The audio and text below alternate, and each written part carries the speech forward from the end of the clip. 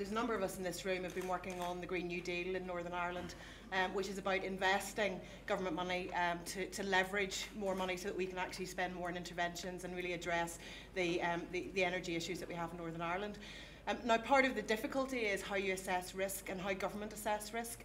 And I'm just interested in sort of comments in the panel of how do we help government to assess risk, because certainly from a Green New Deal perspective, it was an easier decision for government just to say we're just going to spend that money in interventions rather than take the risk of using it to actually invest and get more money that can be spent on those interventions. It's a very interesting question, this, about risk. And I again, without going back to being very philosophical about it, it goes back to this is one of the big things that I keep saying in politics is this cultural change that needs to take place, and some of that which is holding us back. Now, I think there's a difference between taking a risk and gambling. And I think sometimes, if you look at some of the most successful businesses, they've actually taken a bit of a risk, but it's been sensible. And indeed, sometimes the banks have lent to people that they think this is a sensible proposition and a risk. So I think in terms of the sort of work that's been done with green energy in Brighton and elsewhere, but also in other areas, where you can actually say, look, is there a new way of doing this? Can we try this to see whether actually we can achieve the same but better and perhaps even more efficiently and more effectively? I think we need to look at that. And sometimes it's not so much a bit of a risk, but it's actually sort of saying, have we got the imagination to look to see whether we can do these things in a different way? And actually, if we can do that, then actually sometimes we surprise ourselves about what's possible. And again, that's not often money, that's not often anything other than just people thinking, this is a new way of doing things, this is a better way perhaps of doing it. Let's see if that works in a sensible and proportionate way, but then sometimes, as I say, we can even surprise ourselves. Assessing risk is a risky thing in itself, because one has to have a formula.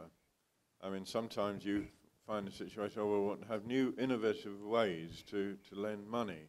Then you find people leasing back lampposts in a high street from a finance company, and you can get some really stupid. I mean, that sort of thing has gone on in the past as trying to unlock money for local councils. Interest rate swap agreements were effectively an insurance against risk, and look what happened to those. That went completely wrong because they were missold. And so that risk, that insurance risk certainly went wrong. Our members are risk takers. Our Real Life Entrepreneurs campaign is about people setting themselves up in business, taking risk, often by taking a loan against the family home or their own home to provide money to set up in business. That is risk. And governments always want to try and reduce risk. The Basel III situation was to do with bank liquidity. I know it's a lot of old jargon, but that's effectively making the banks put more money on deposit with the Bank of England to reduce the risk of them going down, like all the problems we've had to put money into the taxpayers had to subsidise the banks because, frankly, the taxpayer could not allow them to go down. So the risk assessment with the banks back in 2007-8, that was a tricky time. So trying to define what risk means is difficult. But those in property investors that Simon Hughes was referring to, that could be risky in the long term for them with property. But I'm not convinced that you can try and domicile property within the European Union area. Thank you. I think one of the benefits of coalition politics in Northern Ireland compared to elsewhere is we have a bit more discretion to criticise our colleagues in government. And Joanne, I think the Green New Deal has been a big missed opportunity of the current mandate. The difficulty was a lack of imagination in government, and people were wondering whether to consider the Green New Deal proposal as a social investment, an economic investment, or an environmental investment, rather than actually seeing it as an integrated investment across all three.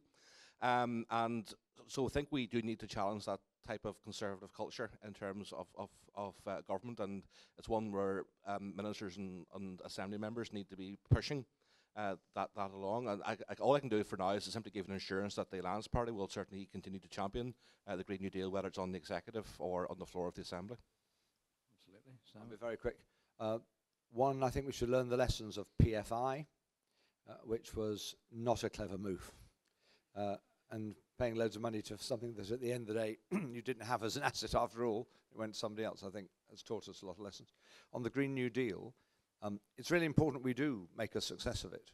I mean, it's really important that we reduce energy bills for real people in real homes facing real financial difficulty. It's really important that we make our contribution to reducing climate change. And it's really important that we have better housing stock. And the UK has some of the worst housing stock in the European Union.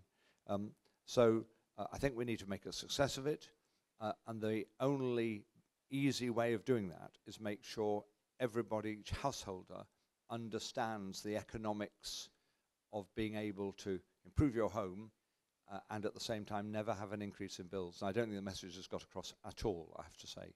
And if there's a possibility of government at least helping that message being transmitted, it then requires people on the ground, council by council, to be able to communicate the benefits. But we're not there yet. The number of people who understand the benefit is probably less than 1% at the moment. And yet it could transform people's lives, reduce hypothermia and death, save a lot of money, and produce much better housing. So it's a win-win situation if we get it right.